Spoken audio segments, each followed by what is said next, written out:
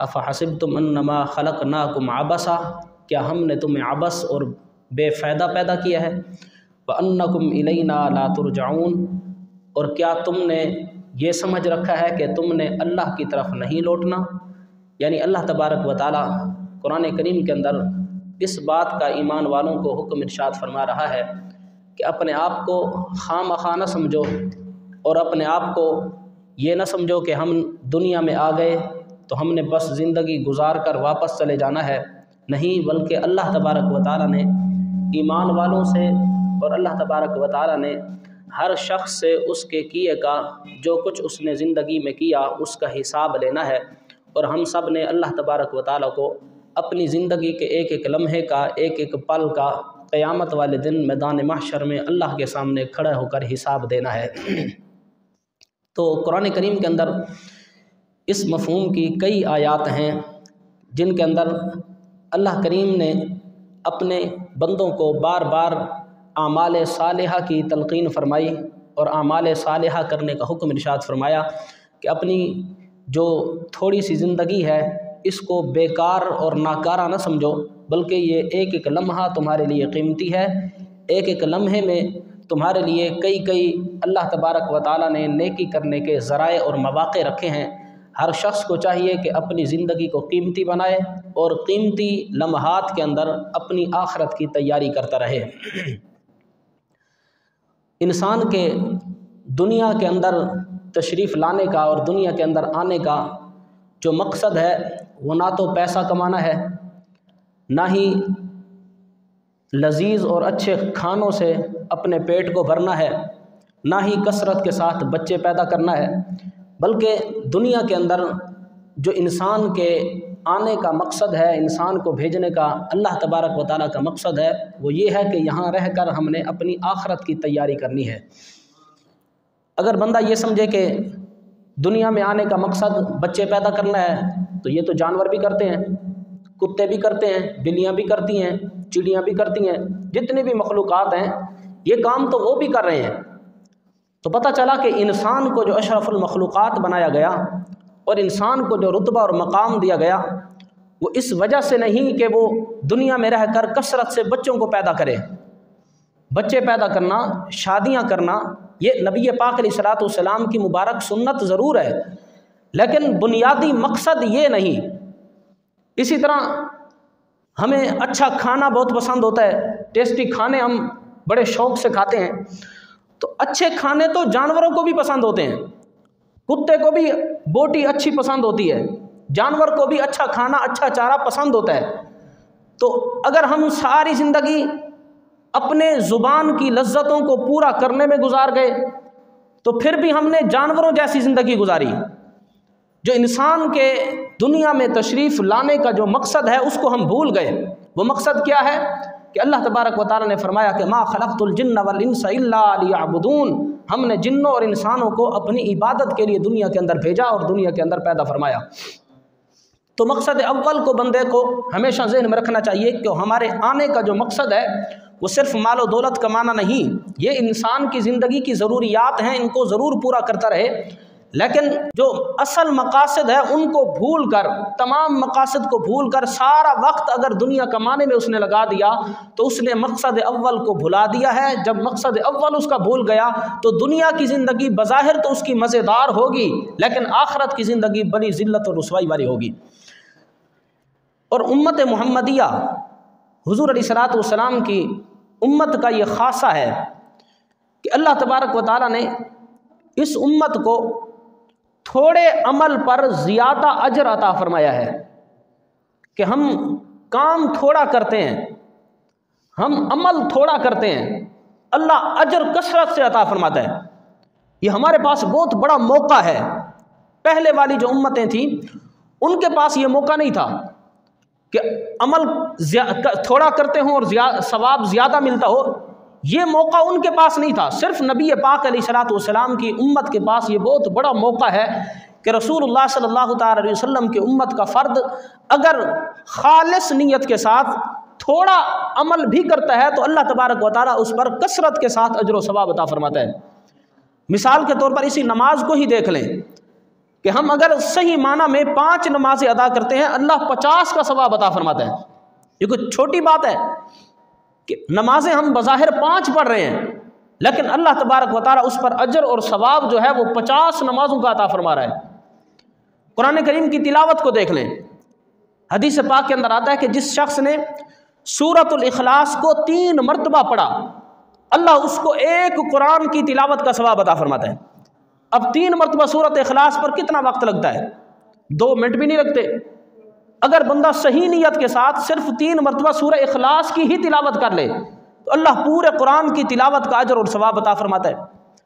تو اس امت کو اللہ تبارک و تعالیٰ نے بہت بڑا موقع یہ عطا فرمایا کہ ہم عمل تھوڑا کرتے ہیں، اللہ اجر اور ثواب زیادہ عطا فرماتا ہے۔ سورہ یاسین کے متعلق حدیث پاک میں آتا ہے، نبی پاک علیہ الصلوۃ والسلام نے ارشاد فرمایا کہ جس شخص نے 1 مرتبہ سورہ یاسین کی تلاوت کی اللہ رب العزت اس کو 10 قرآن ختم کرنے کا ثواب عطا فرماتا ہے۔ اب 1 یاسین تلاوت کرنے پر 6 سے 7 منٹ لگتے ہیں، زیادہ سے زیادہ 10 منٹ لگ جاتے ہیں۔ اب 10 منٹ میں جو 10 قرآنوں کا ثواب کما رہا ہے، یہ صرف اس امت کا خاصہ ہے کہ ہم فجر کے بعد بیٹھ کر صرف 10 منٹ میں سورہ یاسین کی ہی تلاوت کر لیں۔ حضور علیہ الصلوۃ والسلام نے فرمایا اللہ تبارک و تعالیٰ اس کو 10 قرآن ختم کرنے کا ثواب عطا فرماتا ہے۔ تو یہ ہماری خوش نصیبی ہے کہ ہم رسول اللہ کی امت میں پیدا ہوئے، نبی پاک علیہ الصلوۃ والسلام نے اپنی امت میں ہمیں قبول فرمایا، پھر ہم نے کلمہ پڑھا، مسلمان ہوئے، سنی گھرانے میں پیدا ہوئے۔ تو یہ اللہ کا اس پر ہمیں شکر ادا کرنا چاہیے کہ ہم عمل تھوڑا کرتے ہیں، اللہ تبارک و تعالیٰ اس پر اجر اور ثواب کثرت سے عطا فرماتا ہے۔ اسی وجہ سے حضور نبی کریم علیہ الصلوۃ والسلام کا فرمان علی شان ہے، نبی پاک علیہ الصلوۃ والسلام نے فرمایا لا تحقرن من المعروف شیئا، فرمایا میرے غلاموں، اے مسلمانوں، کسی بھی نیکی کو چھوٹا اور حقیر سمجھ کر چھوڑ نہ دینا۔ یعنی بندے کو نیکی کرنے کا موقع مل رہا ہے اور وہ سمجھتا ہے یہ تو چھوٹی سی نیکی ہے، میں نہ کروں، اس کو چھوڑ دوں۔ اسی حدیث میں یہ مثال ہے کہ بندہ راستے میں جا رہا ہے اور راستے میں پتھر پڑا ہے، اگر اس کو یہ موقع مل رہا ہے کہ اس پتھر کو اٹھا کر اس نیت سے سائیڈ پر رکھ دوں کہ کہیں کسی مسلمان کے گزرنے کی وجہ سے اس کو ٹھوکر لگے اور اس کو تکلیف نہ ہو، فرمایا اب یہ بظاہر بالکل ہلکی اور حقیر سی اور چھوٹی سی نیکی ہے۔ نبی پاک علیہ السلام نے فرمایا اگر یہ نیکی کرنے کا بھی موقع مل رہا ہو تو چھوٹی سے چھوٹی نیکی کو بھی حقیر سمجھ کر نہ ترک کر دینا۔ وجہ کیا ہے؟ وجہ یہ ہے کہ کبھی کبھی اللہ تبارک و تعالیٰ چھوٹی سی نیکی کی وجہ سے بندے کی مغفرت فرما کر اس کے لیے جنت کا فیصلہ فرما دیتا ہے۔ بظاہر بندے کو علم بھی نہیں ہوتا کہ اس وجہ سے بھی میری بخشش ہو سکتی ہے، یہ اتنی حقیر سی چھوٹی سی نیکی کیا میری اس وجہ سے بھی اللہ تبارک و تعالیٰ میرے لیے جنت کا فیصلہ فرما سکتا ہے؟ نبی پاک علیہ الصلوۃ والسلام نے اس امت کو نصیحت فرمائی ہے کہ جب بھی نیکی کرنے کا موقع ملے، چھوٹی ہو یا بڑی ہو، موقع مل رہا ہو تو موقع کو غنیمت سمجھنا، وہ نیکی کر دینا، ہو سکتا ہے چھوٹی نیکی کی وجہ سے اللہ تمہاری مغفرت اور بخشش فرما دے۔ تو اس امت کا یہ خاصہ ہے کہ بندہ چھوٹا سا عمل بھی بسا اوقات کرتا ہے تو اللہ تبارک و تعالیٰ چھوٹے عمل کی وجہ سے بھی بندے کی مغفرت اور بخشش فرما دیتا ہے۔ امام غزالی ایک بزرگ گزرے، ان کا واقعہ میرے ذہن میں آ رہا ہے۔ امام غزالی رحمۃ اللہ تعالی علیہ بہت بڑے بزرگ گزرے ہیں، احیاء العلوم جن کی مصنفہ کتاب ہے، منہاج العابدین، بہت ساری انہوں نے کتابیں لکھی ہیں، بہت بڑے فقیہ گزرے ہیں، بڑے عالم گزرے ہیں۔ ان کا جب وصال ہو گیا، دنیا سے رخصت فرما گئے، پردہ فرما گئے، تو 1 سال کے بعد اپنے کسی شاگرد کے خواب میں تشریف لائے۔ تو شاگرد نے پوچھا کہ استاد محترم اللہ نے آپ کے ساتھ کیا کیا، کیا معاملہ ہوا، آپ کی بخشش ہوئی، مغفرت ہوئی، یا کیا قبر میں زندگی کیسے گزر رہی ہے؟ امام غزالی سے جب ان کے شاگرد نے پوچھا تو آپ نے فرمایا الحمدللہ اللہ نے میری مغفرت اور بخشش فرما دی ہے۔ شاگرد خوش ہو گیا، اس نے کہا استاد جی آپ کی بخشش کیسے نہ ہوتی، آپ نے ساری زندگی قرآن اور حدیث کی خدمت کی ہے، آپ نے ساری زندگی حدیث اور قرآن کی خدمت میں گزار دی، آپ نے ہزاروں شاگرد پیدا کیے، آپ کی بخشش تو ہونی ہی ہونی تھی، آپ کے اعمال اتنے نیک تھے۔ آپ نے ارشاد فرمایا میرا شاگرد تو ٹھیک کہہ رہا ہے، میں نے ساری زندگی نیک اعمال میں گزاری ہے، میں نے ہزاروں شاگرد پیدا کیے ہیں، قرآن اور حدیث کی خدمت کی ہے، لیکن میری بخشش اس وجہ سے نہیں ہوئی کہ میں صبح شام حدیث اور قرآن کی خدمت کرتا رہا ہوں۔ اس وجہ سے میرے درجات جنت میں بلند ہوئے ہیں، لیکن بخشش میری کسی اور وجہ سے ہوئی ہے۔ تو شاگرد نے کہا کہ جناب وہ کون سی وجہ تھی جس وجہ سے اللہ نے آپ کی بخشش اور مغفرت فرمائی؟ تو امام غزالی نے جو جواب دیا بڑا پیارا ہے۔ آپ نے ارشاد فرمایا کہ سن، ایک رات میں رات کے اندھیرے میں چراغ جلا کر سامنے قلم اور دوات رکھ کر رات کو کوئی کتاب لکھ رہا تھا، کوئی تحریر لکھ رہا تھا۔ فرماتے ہیں کہ اس رات میں نے جب اپنا قلم سیاہی کے اندر ڈبویا، اس کے بعد پھر جب میں نے باہر نکالا تو قلم کے اوپر تھوڑی سی سیاہی پانی لگا ہوا تھا سیاہی کا، ایک مکھی اڑتی ہوئی آئی اور آ کر قلم کی نوک پر بیٹھ گئی۔ تو امام غزالی فرماتے ہیں جب وہ قلم کی نوک پر آ کر مکھی بیٹھی تو میں نے اپنے قلم کو اس نیت سے روک لیا کہ مکھی ہے، اللہ کی مخلوق ہے، پیاسی ہوگی، سیاہی کو چوس رہی ہے، چلو تھوڑی دیر رک جاتا ہوں، یہ اپنی پیاس بجھا لے، پھر میں کتاب لکھنا شروع کر دوں گا۔ امام غزالی فرماتے ہیں میں نے اس رات یہ چھوٹا سا نیک عمل کیا تھا، جب میں قبر میں گیا منکر نکیر میرے پاس آئے تو اللہ تبارک و تعالی نے ارشاد فرمایا، اے غزالی ہم نے تو تیری بخشش اس رات کر دی تھی جس رات تو نے ہماری مخلوق کے لیے اپنے قلم کو روک لیا تھا۔ آپ نے فرمایا کہ میرے تو گمان میں بھی نہیں تھا کہ اتنی حقیر سی چھوٹی سی نیکی کی وجہ سے بھی میری بخشش اور مغفرت ہو سکتی ہے۔ امام غزالی فرماتے ہیں اللہ نے فرمایا کہ ہم نے تیری بخشش اس رات کر دی تھی جس رات تو نے اپنے قلم کو ہماری مخلوق کی خاطر روک لیا تھا۔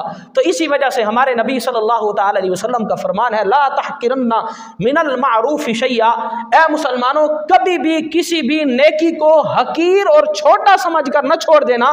کبھی کبھی بظاہر نیکی چھوٹی ہوتی ہے، بظاہر بندے کی نگاہ میں وہ حقیر سی نیکی ہوتی ہے، لیکن اسی چھوٹی نیکی کی وجہ سے اللہ تبارک و تعالی بندے کی بخشش اور مغفرت فرما دیتا ہے۔ تو ہمیشہ مسلمانوں کا یہ طرہ امتیاز رہا ہے اور صالحین کا یہ طرہ امتیاز رہا ہے کہ ان کے پاس جب بھی کوئی چھوٹی نیکی کرنے کا موقع ملتا ہے تو وہ ہمیشہ اس نیکی کو کر گزرتے ہیں اس نیت کے ساتھ کہ ہو سکتا ہے اسی چھوٹی نیکی کی وجہ سے اللہ میری مغفرت اور بخشش فرما دے۔ دوسری بات کہ اعمال کے اندر اخلاص ضروری ہے۔ اگر بندہ اعمال میں اخلاص پیدا نہیں کرتا تو پھر ایسے عمل کرنے کا کوئی اللہ تبارک و تعالیٰ اجر اور ثواب عطا نہیں فرماتا۔ اگر بندہ ریاکاری کے لیے کوئی عمل کرتا ہے، کسی کو دکھانے کے لیے کرتا ہے، مقصد 4-5 اور بھی ہوتے ہیں اور نیت یہ کرتا ہے چلو فرض بھی ادا ہو جائے گا، تو یہ اخلاص والا عمل نہیں ہے۔ حضرت ام المومنین سیدہ عائشہ صدیقہ رضی اللہ تعالی عنہ کا ایک عمل آپ کو سناتا ہوں، بڑا پیارا ہے۔ حضرت عائشہ صدیقہ رضی اللہ تعالی عنہ کثرت سے اللہ کی راہ میں خرچ کرتی تھی، غریبوں کو کثرت کے ساتھ مال و دولت عطا فرماتی تھی۔ حضور کی زوجہ محترمہ ہے، آپ کی ایک عادت کریمہ تھی، وہ یہ تھی کہ جب آپ کسی غلام کو بھیجتی تھی کہ یہ مال، یہ پیسے، یہ صدقہ و خیرات جا کر فلاں کسی غریب کو دے آؤ، تو آپ فرماتی تھی کہ تم جب جانا اس کو یہ مال و دولت دینا تو توجہ سے کھڑے ہو کر سننا کہ وہ غریب آگے سے مجھ عائشہ کو دعا میں کن الفاظ کے ساتھ یاد کرتا ہے، کن الفاظ سے وہ مجھے دعا دیتا ہے۔ تو آپ کا غلام جاتا، غریب کو جا کر صدقہ و خیرات کے پیسے دیتا، پھر توجہ سے سنتا کہ وہ آگے سے کیا کہتا ہے۔ اس نے جن الفاظ میں حضرت سیدہ عائشہ کو دعا دی ہوتی تھی وہ الفاظ واپس آ کر آپ کا غلام آپ کو بتاتا تھا کہ جب میں نے آپ کی طرف سے صدقہ کے پیسے اس غریب کو دیے، اس نے آگے سے آپ کو ان الفاظ میں دعا دی تھی۔ پھر حضرت سیدہ عائشہ کا کیا عمل تھا؟ حضرت سیدہ عائشہ صدیقہ رضی اللہ تعالی عنہ جن الفاظ میں اس غریب نے آپ کو دعا دی تھی انہی الفاظ کے ساتھ آپ اس کو واپس دعا دیتی تھی۔ مثال کے طور پر غریب نے کہا کہ حضرت عائشہ کے پیسے پہنچے، اس نے کہا کہ اللہ حضرت عائشہ کا بھلا کرے، حضرت عائشہ واپس انہی الفاظ میں کہتی تھی اللہ اس غریب کا بھی بھلا کرے۔ یہ کہنے کے بعد جب کچھ لوگوں نے پوچھا کہ آپ کی یہ بڑی پیاری عادت ہے لیکن ہمیں سمجھ میں نہیں آتی کہ آپ اس چیز کا اہتمام کیوں کرتی ہیں، حضرت سیدہ عائشہ صدیقہ رضی اللہ تعالی عنہ نے جو جواب دیا وہ بڑا پیارا۔ آپ فرمایا کرتی تھی کہ جو اس نے مجھے دعا دی ہے اس دعا کے بدلے یہ دعا ہو جائے میرا صدقہ و خیرات کرنا یہ خالص اللہ کے لیے ہو جائے۔ کتنی بڑی بات ہے، اب اس کو تو ہم کچھ نہیں سمجھتے۔ آپ فرمایا کرتی تھی کہ تاکہ میرے ذہن میں، میرے دل و دماغ میں کوئی ایسا خیال نہ آئے کہ میں فلاں کو صدقہ بھیجوں، وہ بڑی اچھی دعا دیتا ہے، کہیں میری نیکی جو ہے وہ دعا کی نظر نہ ہو جائے۔ آپ فرمایا کرتی تھی کہ ساتھ ایک بندہ جائے، جا کر دیکھے کہ غریب مجھے کیا دعا دیتا ہے، انہی الفاظ میں واپس دعا اس کو دے دوں گی تاکہ دعا کے بدلے دعا ہو جائے۔ لیکن جو میں اللہ کی بارگاہ میں نیکی پیش کر رہی ہوں، اس نیکی کے اندر کسی قسم کی کوئی ریاکاری اور بد اخلاقی نہ ہو، خالصتاً اللہ تعالیٰ کی بارگاہ میں خالص نیکی کو تیار کر کے میں بھیجوں۔ تو نیک اعمال میں اخلاص ضروری ہے۔ جب بندہ خالص اللہ تعالیٰ کی بارگاہ میں نیک اعمال پیش کرتا ہے تو پھر اس کا اجر اللہ بہت بڑا عطا فرماتا ہے۔ روایت میں آتا ہے ایک بنی اسرائیل کا شخص تھا، اس نے اپنا موزہ اتار کر اس نے دیکھا کہ ایک کتا تھا، پیاسا پڑا تھا، وہ کنویں میں اترا، اس نے خود پانی پیا، وہ خود بھی پیاسا تھا۔ اس کے بعد اس نے اپنا جوتا اور موزہ اتارا، اس کے اندر پانی بھر کر باہر آیا اور اس نیت سے وہ کنویں سے پانی بھر کر آیا کہ اللہ کی مخلوق ہے، کتا ہے بیچارہ پیاسا پڑا ہے، کیچڑ چاٹ رہا ہے۔ اس شخص نے صرف کتے کو پانی پلایا تھا۔ میرے آقا نے فرمایا کہ اللہ تبارک و تعالی نے اس کو کتے کے پانی پلانے کی وجہ سے اس کے لیے جنت کا فیصلہ فرما دیا۔ تو کبھی کبھی بندے کی نیکی بالکل چھوٹی ہوتی ہے لیکن اس پر اللہ اجر کثرت کے ساتھ عطا فرماتا ہے، بڑا اجر عطا فرماتا ہے۔ اور ایک اور بات بھی یہاں پر یاد رکھیں کہ بندے کو کبھی بھی اس کے ذہن میں یہ بات نہیں آنی چاہیے کہ میں بڑا نیک ہو گیا ہوں۔ یہ خاص طور پر پاکستانیوں کی گندی عادت ہے۔ اگر ہم 5 دن 5 وقتہ نماز پڑھ لیں تو اپنے آپ کو فن خواہ سمجھتے ہیں، پتہ نہیں کیا سمجھتے ہیں کہ میں پتہ نہیں کتنا بڑا پہنچی ہوئی سرکار بن گیا ہوں۔ صحابہ کا، صالحین کا، نیک لوگوں کا یہ طریقہ نہیں۔ جتنی مرضی نیکیاں کر لیں اپنے آپ کو اللہ کی بارگاہ میں حقیر سمجھتے ہیں اور کہتے ہیں کہ ہم تو کچھ بھی نہیں۔ دیکھو یہاں پر ایک میں بات حضرت سیدنا ابو درداء کی بتانا چاہتا ہوں۔ حضور کے ایک صحابی حضرت ابو درداء رضی اللہ تعالیٰ عنہ اصحاب صفہ میں سے ہیں، نبی پاک کے شاگرد ہیں، جنہوں نے اللہ کے نبی کے سامنے بیٹھ کر تعلیم حاصل کی۔ دیکھو اس کا کتنا بڑا مقام ہوگا۔ حضرت ابو درداء رضی اللہ تعالیٰ عنہ، ان کے متعلق آتا ہے کہ کوفہ میں ایک تابعی رہتے تھے جن کا نام تھا علقمہ، حضرت علقمہ رضی اللہ تعالیٰ عنہ کوفہ میں رہتے تھے، اور حضرت ابو درداء رہتے تھے ملک شام میں۔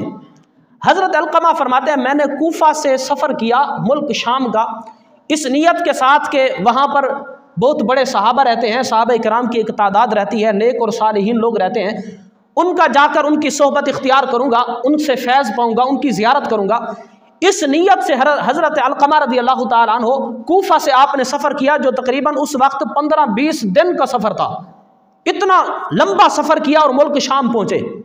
جب ملک شام پہنچے تو حضرت علقمہ فرماتے ہیں میں مسجد میں پہنچا، میں نے 2 رکعت نماز نفل پڑھی اور اس کے بعد اللہ سے دعا مانگی، یا اللہ ملک شام میں جو تیرا سب سے پیارا بندہ رہتا ہے، جو تجھے بڑا عزیز ہے، تجھے بڑا پیارا لگتا ہے، تیرا بڑا مقرب ہے، یا اللہ میری اس اپنے پیارے بندے سے ملاقات کروا دے۔ حضرت علقمہ فرماتے ہیں جب میں دعا مانگ کر فارغ ہوا، مسجد سے باہر نکلنے لگا تو ملک شام کی اس مسجد کے دروازے سے اچانک ایک بڑا حسین چہرے والا، ایک بڑا وجیح، جس کی بڑی حسین شکل و صورت سی، پتہ چلتا تھا کہ کوئی بڑا عالم ہے، وہ مسجد میں داخل ہوا۔ حضرت سیدنا علقمہ فرماتے ہیں کہ میں نے لوگوں سے پوچھا کہ یہ جو شخصیت ابھی مسجد میں داخل ہوئی یہ کون ہے؟ تو لوگوں نے کہا تجھے پتہ نہیں؟ یہ رسول اللہ کے اصحاب صفہ میں سے حضور علیہ الصلوۃ والسلام کے شاگرد، حضور کے صحابی حضرت سیدنا ابو درداء رضی اللہ تعالیٰ عنہ ہیں۔ تو حضرت علقمہ فرماتے ہیں جو کتابی تھے، وہ فرماتے ہیں میں نے جا کر ان سے ملاقات کی، ان کی دست بوسی کی، ان سے جا کر شرف صحبت حاصل کیا، ان کے پاس بیٹھا اور میں نے کہا جناب آپ تو بڑے نیک ہیں، میں نے ابھی دعا مانگی تھی اللہ سے کہ یا اللہ مجھے کسی اپنے مقرب اور سب سے بڑے نیک بندے سے ملاقات کروا دے، اللہ نے میری ملاقات آپ سے کروا دی، آپ تو بڑے نیک ہیں۔ اب دیکھنا کوئی اگر ہمیں کہے کہ آپ بڑے نیک ہیں تو ہم تو پھولے نہیں سماتے، ہم اپنے آپ کو پتہ نہیں کیا سمجھتے ہیں۔ صحابہ کا رویہ کیا تھا؟ جب اس تابعی نے حضرت ابو درداء کو کہا کہ آپ تو بڑے نیک ہیں، اللہ نے میری دعا کو سن لیا، آپ سے ملاقات کروا دی۔ حضرت ابو درداء رضی اللہ تعالیٰ عنہ نے اس سے پوچھا آپ کہاں سے آئے ہو؟ اس نے کہا جناب میں کوفہ سے آیا ہوں، یہاں ملک شام کی سرزمین، اور حضور علیہ الصلوۃ والسلام کی دعا بھی ہے نا ملک شام کے لیے، نبی پاک علیہ الصلوۃ والسلام نے فرمایا تھا اللہم بارک لنا فی یمننا و شامنا، یا اللہ ہمارے یمن اور ہمارے شام میں برکتوں کو نزول فرما۔ تو انہوں نے کہا کہ میں اس سرزمین میں، پاکیزہ سرزمین میں آیا ہوں، یہاں نیک لوگ رہتے ہیں، میں کوفہ سے آیا ہوں۔ حضرت ابو درداء نے آگے سے جواب دیا بڑا پیارا، آپ نے فرمایا کیا کوفہ میں صاحب النعلین والوسادہ حضرت عبداللہ بن مسعود تجھے نظر نہیں آئے؟ فرمایا وہاں حضور علیہ السلام کے نالین اور تکیہ اٹھانے والے عظمت والے حضور کے صحابی حضرت عبداللہ بن مسعود کوفہ میں رہتے ہیں، تو ان کو چھوڑ کر میرے پاس آ گئے؟ پھر آپ نے فرمایا کیا کوفہ کے اندر صاحب سر رسول اللہ حضرت حذیفہ بن یمان رضی اللہ تعالیٰ عنہ، تو حضرت ابو درداء نے فرمایا تو صاحب سر رسول اللہ اتنے عظمت والے صحابی کو چھوڑ کر میری زیارت کے لیے آ گئے؟ پھر آپ نے فرمایا کیا کوفہ کے اندر وہ شخص نہیں رہتا جس کے متعلق اللہ کے نبی علیہ السلام نے ارشاد فرمایا تھا کہ اس کی رائے ہمیشہ شیطان کی رائے سے محفوظ رہے گی؟ حضرت عمار بن یاسر رضی اللہ تعالیٰ عنہ حضور کے عظمت والے صحابی ہیں، یہ وہ صحابی ہیں، ان کی والدہ حضرت سمیہ رضی اللہ تعالیٰ عنہ جنہوں نے خواتین میں سے سب سے پہلے اسلام کی خاطر اپنی جان کا نذرانہ پیش کیا تھا۔ یہ اس عظمت والی ماں کے بیٹے حضرت سمیہ رضی اللہ تعالیٰ عنہ کے بیٹے حضرت عمار بن یاسر رضی اللہ تعالیٰ عنہ۔ تو حضرت ابو درداء نے کہا اتنی بڑی بڑی ہستیوں کو چھوڑ کر تو ملک شام میں ہماری زیارت کے لیے آ گئے؟ آپ نے فرمایا میاں یہاں سے چلا جا، ہم تو گناہگار ہوتے ہیں، جا وہاں عظمت والے صحابہ کی زیارت کر، انہی کی زیارت تیرے لیے بخشش اور نجات کا سامان بنے گی۔ اب یہ ہے صحابہ کرام کا اللہ کی بارگاہ میں مقام عبدیت، کہ اپنے آپ کو تزلزل کے اندر بالکل ذلیل اور حقیر بنا کر پیش کرنا کہ ہم نیک نہیں ہوتے، ہماری زیارت کے لیے کوئی نہ آئے۔ کسی نے زیارت کرنی ہے تو عبداللہ بن مسعود کی جا کر کرے، حذیفہ بن یمان کی جا کر کرے، عمار بن یاسر کی جا کر کرے، ہم تو گناہگار اور غریب لوگ ہوتے ہیں۔ تو صحابہ کا رویہ یہ تھا۔ حضرت ام المؤمنین سیدہ عائشہ صدیقہ رضی اللہ تعالیٰ عنہ کے پاس ایک شخص آیا تھا نا، اس نے آ کر پوچھا کہ آپ یہ بتائیں کہ میں اپنے آپ کو نیکوکار کب سمجھوں؟ اس نے کہا مجھے سمجھ نہیں آتی، پتہ نہیں میں نیک ہوں یا گناہگار ہوں۔ حضرت عائشہ نے اس نے پوچھا آ کر کہ میں اپنے آپ کو کب سمجھوں کہ میں نیک ہوں؟ حضرت سیدہ عائشہ صدیقہ رضی اللہ تعالیٰ عنہ نے جو جواب دیا بڑا پیارا ہے۔ حضرت عائشہ صدیقہ رضی اللہ تعالیٰ نے فرمایا اذا علمت انک مسیء، جب تیرا نفس تجھے کہے کہ تو گناہگار ہے اس وقت سمجھنا کہ تو نیکوکار ہے۔ ہم اپنے آپ کو بڑا نیک سمجھتے ہیں، حضرت عائشہ نے اس کا کیا جواب دیا؟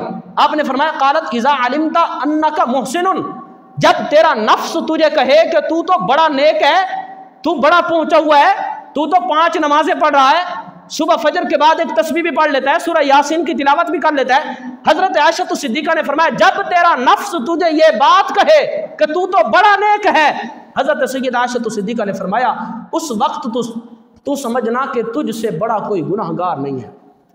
تو نیکی اور برائی اور اپنے آپ کو نیک سمجھنا اور برا سمجھنا، اس کا معیار سیدہ عائشہ صدیقہ رضی اللہ تعالی عنہ نے بتا دیا کہ جب تمہارا نفس تمہیں اس بات پر اکسا رہا ہو کہ تم آج بڑے نیک ہو گئے ہو، سمجھ لینا کہ تم بہت بڑے گناہگار ہو۔ جب تمہارا نفس تمہیں یہ بات سمجھائے کہ تو بڑا گناہگار ہے، تجھ سے بڑا تو کوئی گناہگار ہے ہی نہیں، اس وقت تو سمجھ لینا کہ آج میں بہت بڑا نیکوکار بن گیا ہوں۔